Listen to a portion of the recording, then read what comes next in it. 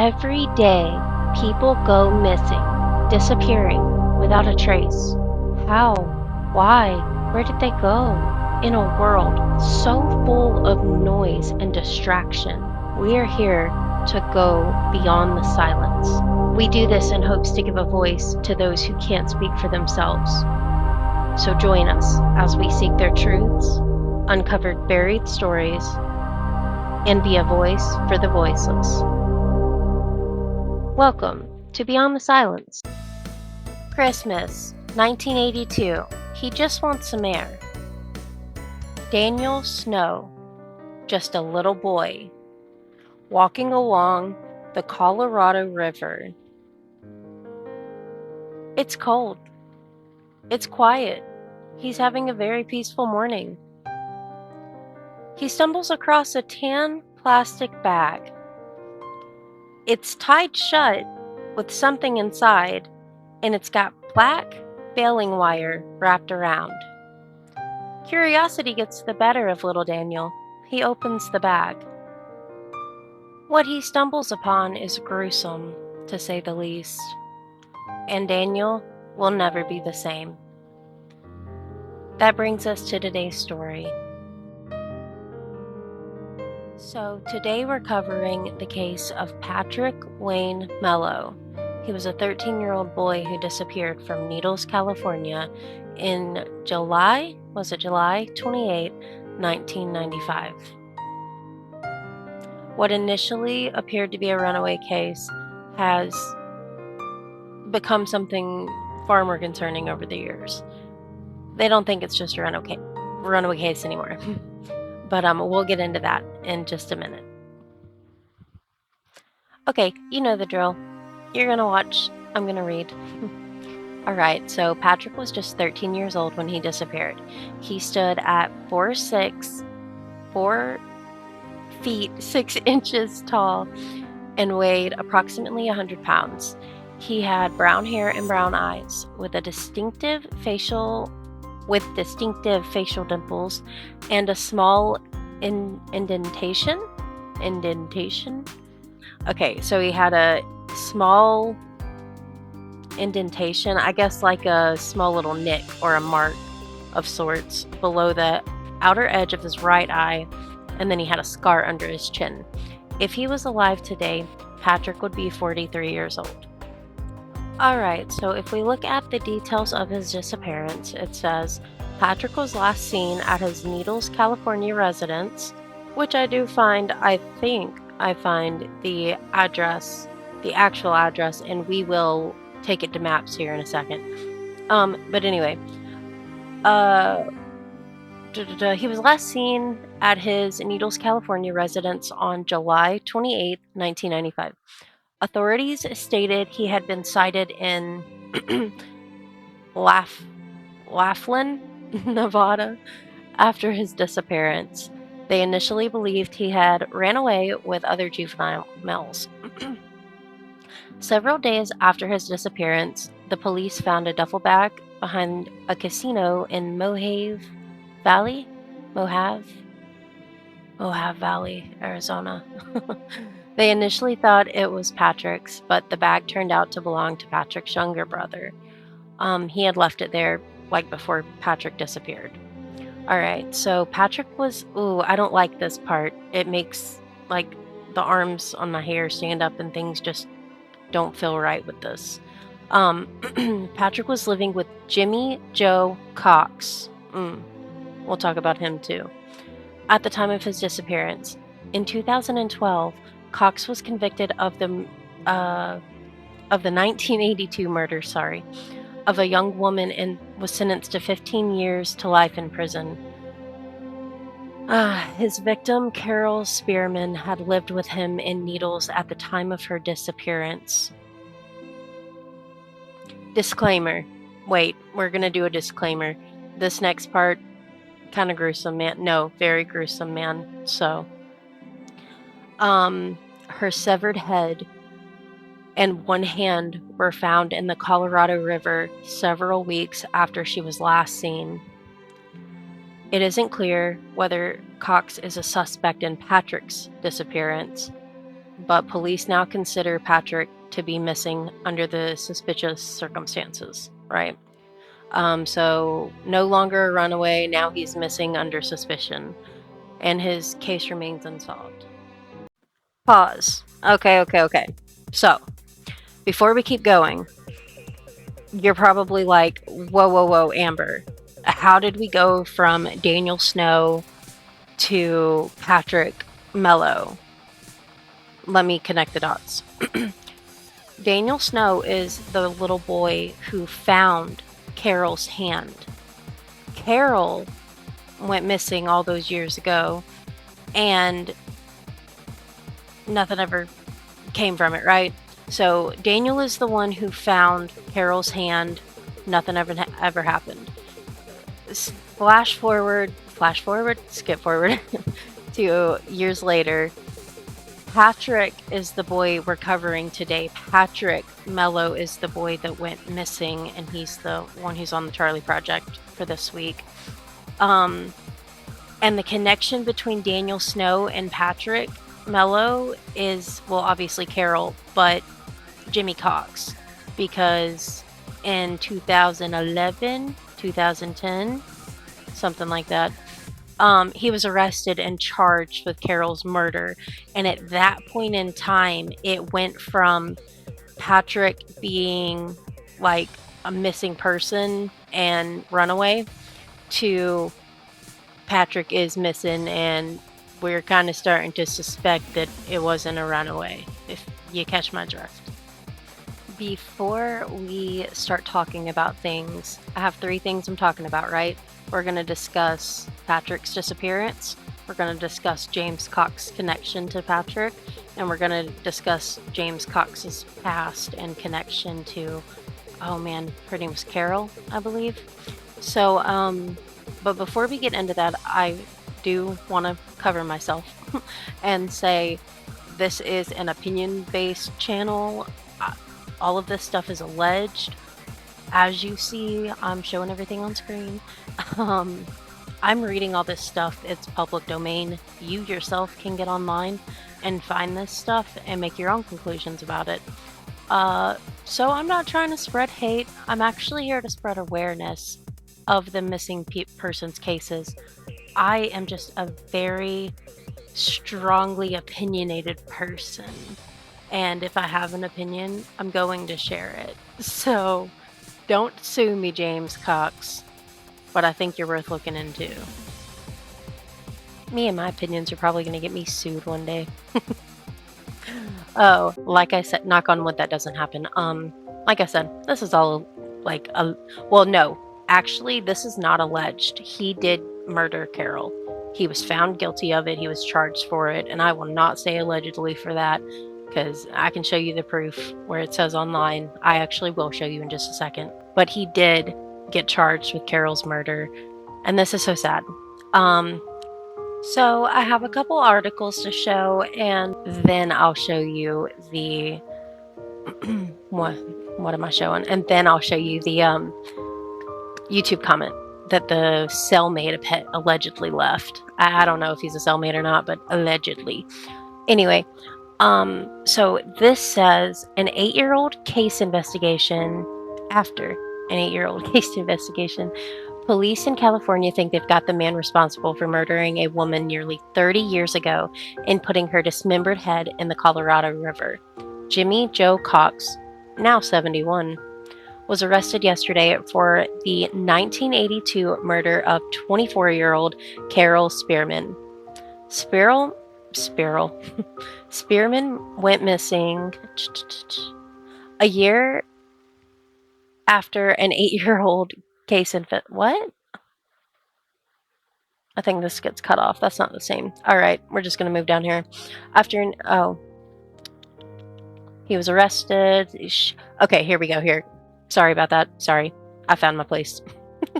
Spearman went missing a few days before Christmas in 1982. Her dismembered... Disclaimer. Gruesome incoming. Her dismembered hand was found a few days later on Christmas Eve. Wait, was it her head or her hand? Oh, I spoke too soon. Her dismembered hand was found a few days later on Christmas Eve, floating down the Arizona side of the Colorado River just north of Lake Havasu. Didn't say that right. We're moving on. Police found her head floating nearby. Also on the Arizona side of the Colorado River about a month later. Okay, so same location. A month later, they find the head.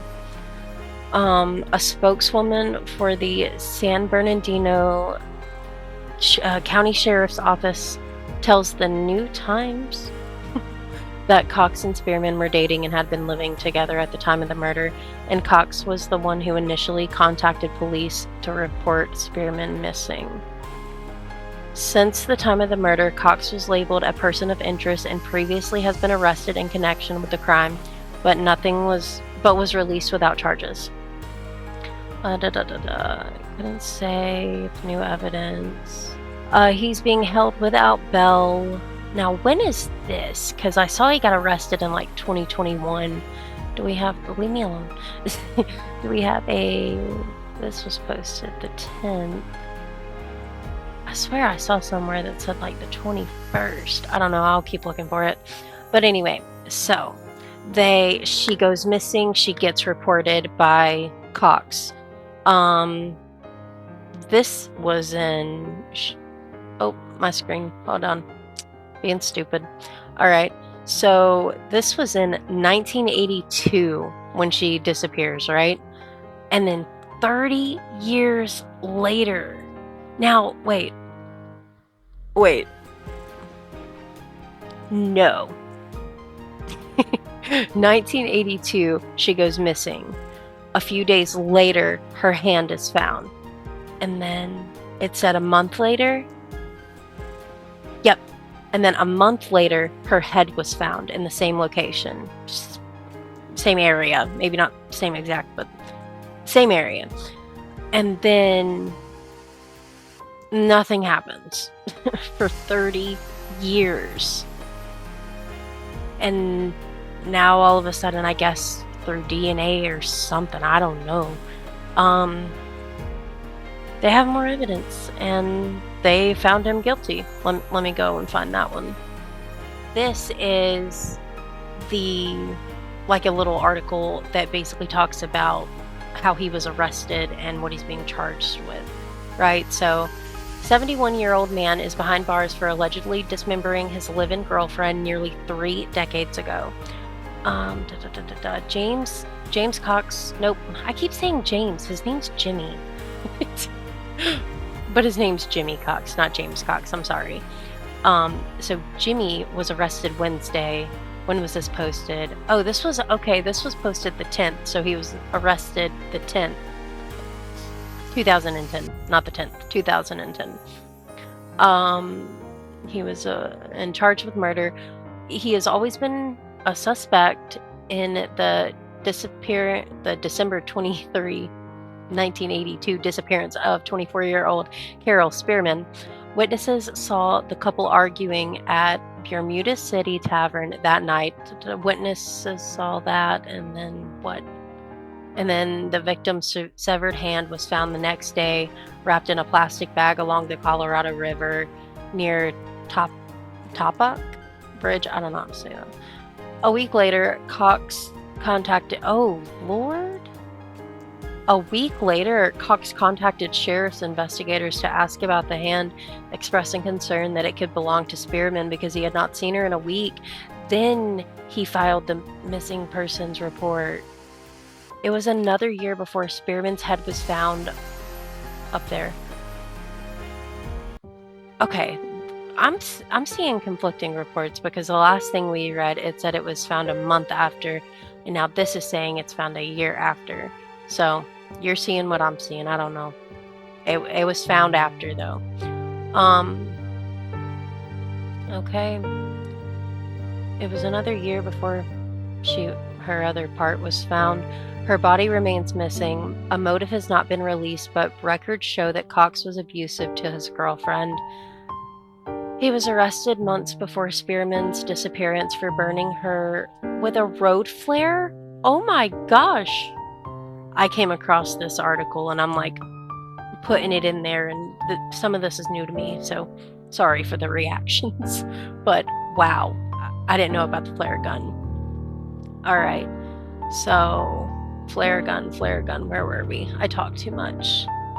Found a missing person, flare gun. Okay, Spearman's family, who lives in New York, they said they had no idea Cox was abusing her, but they are grateful someone has been arrested. It's been 28 years. Sorry. It's been 28 years waiting for that news, and someone is going to be held responsible. Oh, that came from her sister. Okay. She was 11 when her sister went missing. So she remembers the letters that Spearman always signed, "I love you immensely and profusely," and the handmade advertisement doll furniture. What? The handmade advertisement doll furniture? Wait, I think there was like an ad there. I don't think that I'm supposed to read advertisement. Okay. And the handmade doll furniture that Spearman mailed her. That is so sweet. Oh my gosh. Axberg described her sister as a, oh, big word, voracious? Voracious? I don't know that word either. Reader. I guess she was a great reader. Unlike me. And an honest and thoughtful woman who never forgot a birthday and was a talented craftswoman who also made jewelry. She can make doll furniture and jewelry. That is incredible. Sheriff's investigators took over the case in 1989 in the Mohave County Sheriff's Department. From the. Oh. The country's cold case team reopened Spearman's case last year and began re-interviewing witnesses. We're always out there hunting and searching, and we want to bring people justice no matter how long it takes. Cox killed somebody so young and stepped right back into society to do his thing. This justice is delayed. Cox had no prior criminal record. He is being held. Well, everybody's got to start somewhere, sir. He is being held at the Central Detention Center in San Bernardino. Yeah, if you have any information about this, you see the call Montez or Detective Ryan Ford at 909-387-3598.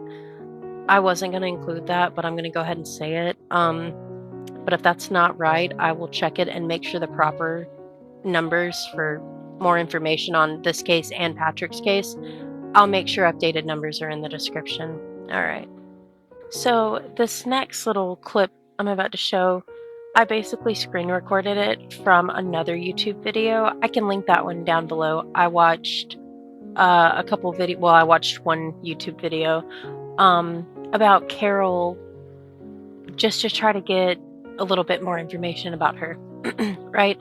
So I don't know how true this is, so I want to be kind of careful. How do I want to do this? I think I just want to read it and just know this is somebody on YouTube.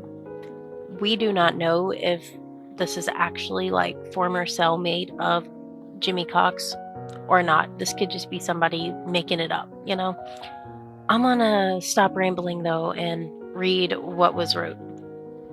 So it says Jimmy Cox told me like his version of this, right? So this is Jimmy Cox's version according to his cellmate. Allegedly. I was Jimmy Cox's cellmate while I was fighting a crime my uncle committed. Jimmy Cox was 100% guilty from the moment I met the guy. He was a hermit. He didn't know anything like life outside of Needles, California. He ate meals he prepared that only a child would enjoy. Okay, settle down, sir. I feel attacked. Okay. Oh, this next part's disgusting, so you've been warned. This guy was weird, and I mean he was weird. He also flaked his skin flakes down onto my bunk like weird murder hobo snow. Goodness. Okay. Jimmy told me that Carol never came home after the ring incident. He told me that he got mad that she lost the engagement ring. Apparently, they were engaged. And he left her there with 2 men helping her look for the ring.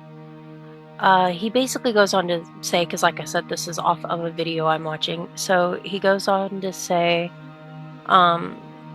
there's inconsistencies in what I'm hearing now from this person's investigation versus what Jimmy told him.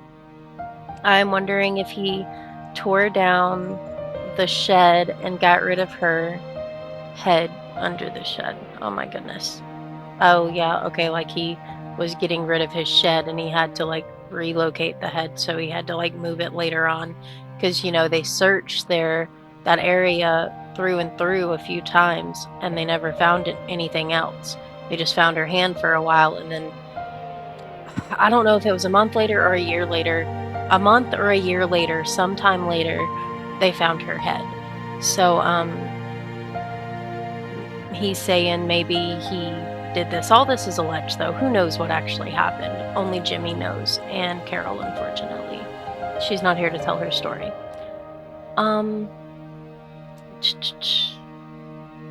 Let's see. Okay. Listen, I was locked up with Jimmy for a while, like 23-hour-and-a-half security every day, 2 men in a cell, the works. For 6 months, I was stressed out fighting a case where okay, we're not going to read about all that.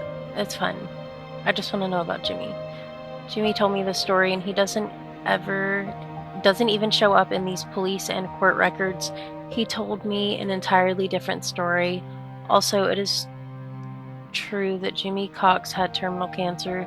He told me he didn't care one way or another because he was going to die of cancer anyway. The thing about Jimmy is I walked into a tank with 8 cells and 15 other men. Okay, he's just saying that he isn't sure if everybody's guilty in prison, but this guy was definitely guilty.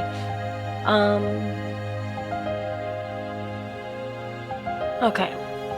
So, who knows? It's hard to say if this is actually somebody who lived with Jimmy for 6 months in a cell 23.5 hours a day and was always with him and really got to know him and is telling the truth. Or it could be somebody who's lying, really. Unfortunately, if you want my opinion, nobody asked, but I'm gonna give it. Why wouldn't you take that to the cops? I hope he did. I don't know if he did. Maybe he did. But why are you on YouTube, like, putting that out there? Why wouldn't you tell the cops that? Because, I mean, I'm sure I would have read something about that. But I didn't, so I don't know. But that's what the YouTube comment thing said from his alleged former cellmate. Regardless, whatever happened.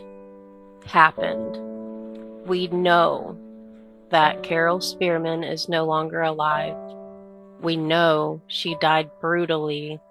We know that her body is still missing, minus her hand and her head. And we know that Jimmy Cox did it. I do want to say, I hope that Carol rests in peace. And I truly, truly hope that her family members can find some peace with all this, because I could not imagine having to bury my little sister. I would go insane. I truly would. And just when you think the story couldn't get any more disturbing, we have another name that surfaced around Jimmy Joe Cox, a name that belonged to a child. Patrick Wayne Mello, only 13 years old when he disappeared from his home in Needles, California, on July 28, 1999. At the time, Patrick was living with Jimmy Cox. I have my own opinions about this. I'll talk later. I want to show you for now, but literally he was living with a murderer. So, at 13 years old. Good job, parents. I need to shut up. Nearly a decade earlier, Carol Spearman had also been living with Cox when she vanished, and well, we all know how that tragically ended. In Patrick's case, the story took a different shape. Initially, authorities believed he had run away with other local boys, but it didn't take long for the details to turn suspicious. Patrick was reportedly spotted in Laughlin, Nevada, shortly after his disappearance. And then there was the duffel bag. They found it behind a casino in Mohaven Valley, Arizona. The police believed it might hold a clue, but it didn't. It didn't belong to Patrick. It was his younger brother's. And he left it there like before Patrick even disappeared. All right. So now, police no longer believe that Patrick is simply a runaway.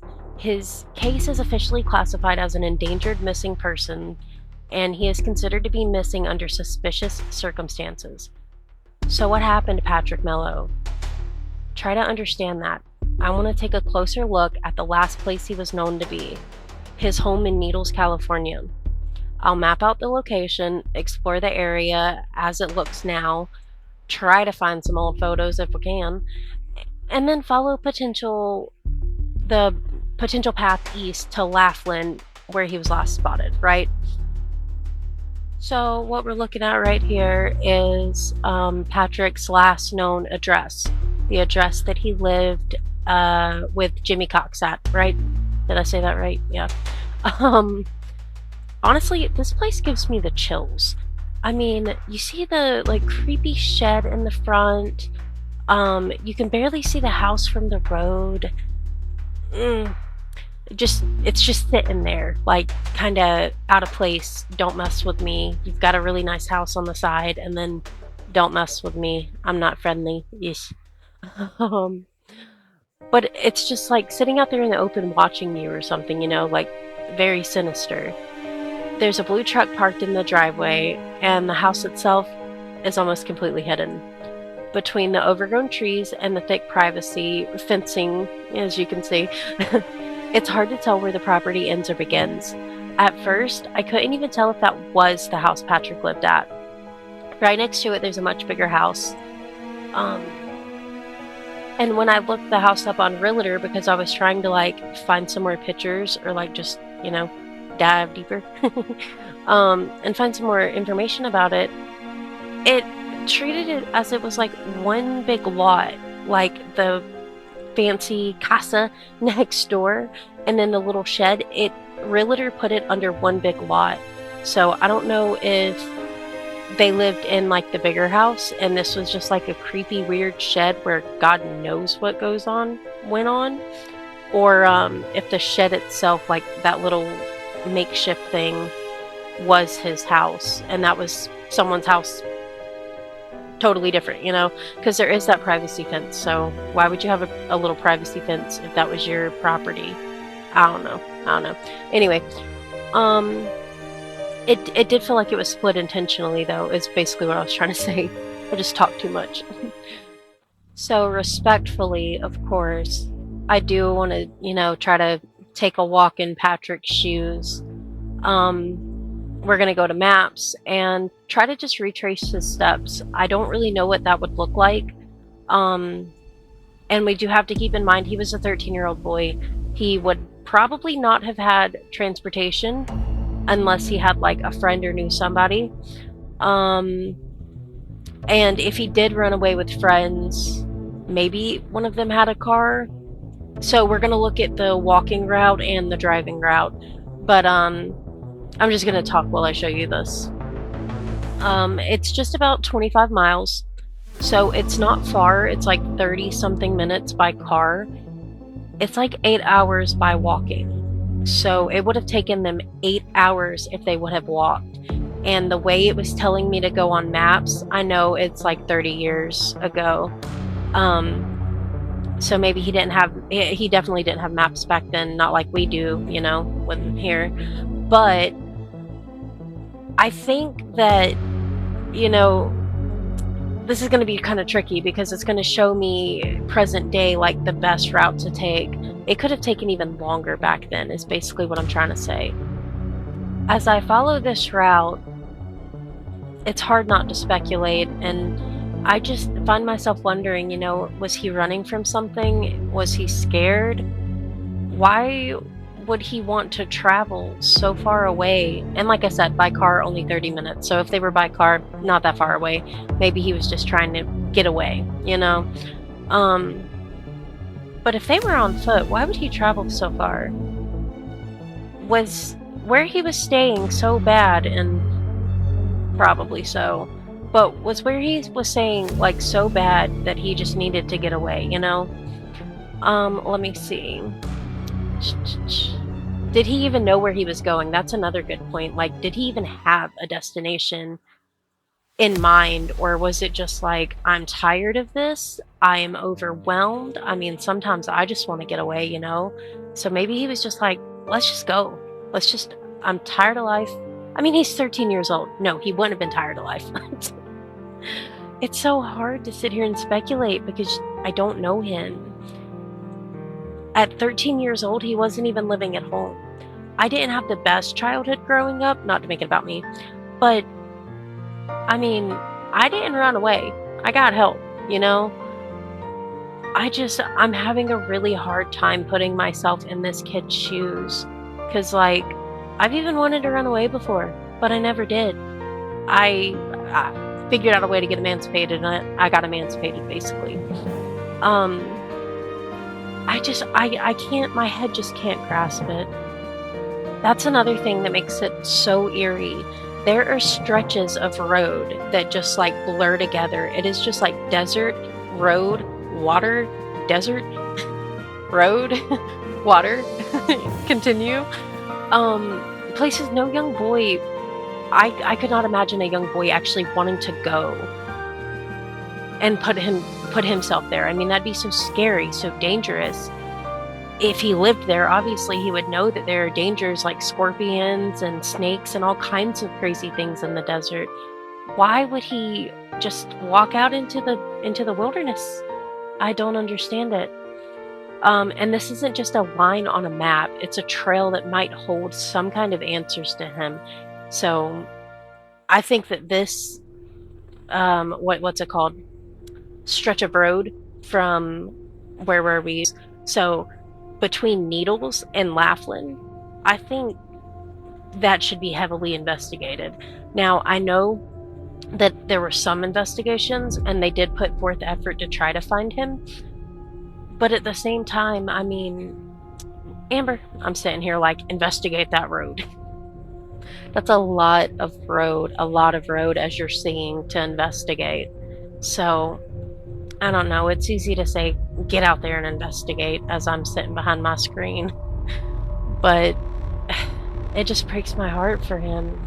It makes you wonder, like, how many people passed him? Like, did anybody see him on the side of the road?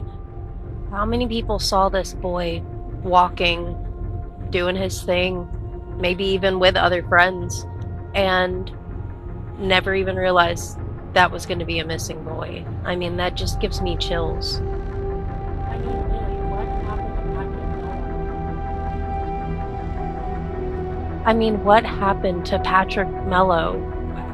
Kids don't just disappear off the face of the earth. Hi.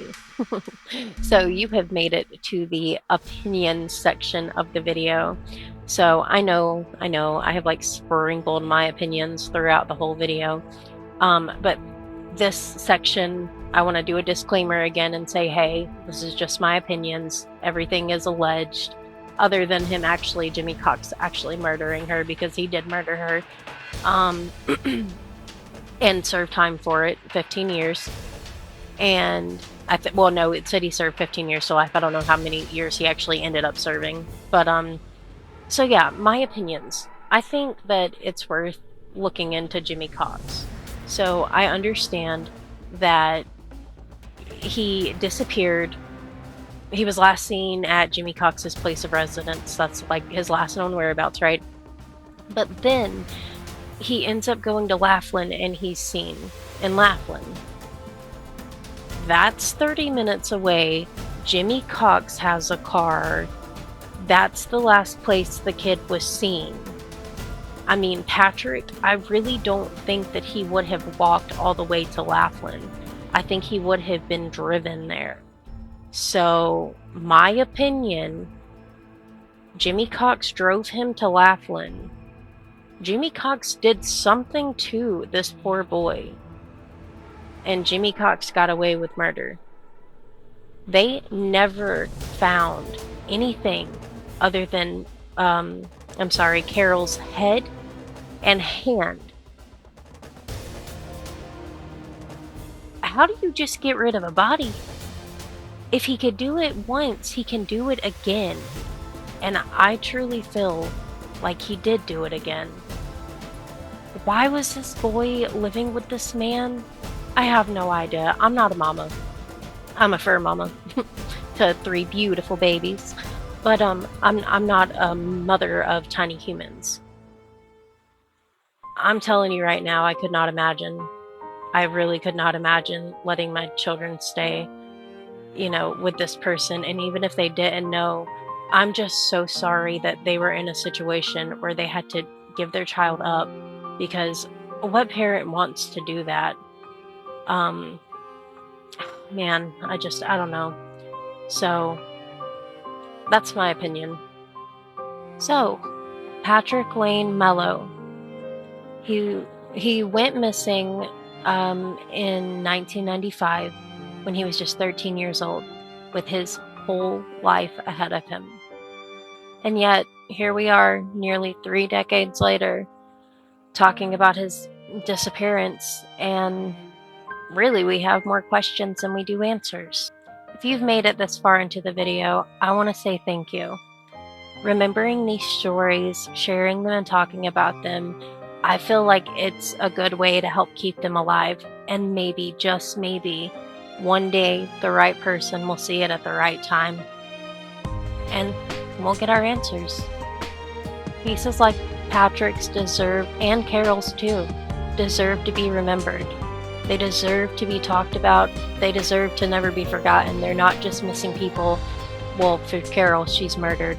But these aren't just missing and murdered people. They were actual people with families and loved ones, and people just like your mom, my dad, our uncles and aunts and brothers and everyone in between. They're just normal people. If you have any theories, thoughts, or you really just want to show your support, you like what I got going on, then you definitely feel free to leave a comment below. Thank you so much for watching, and please never stop searching for the truth.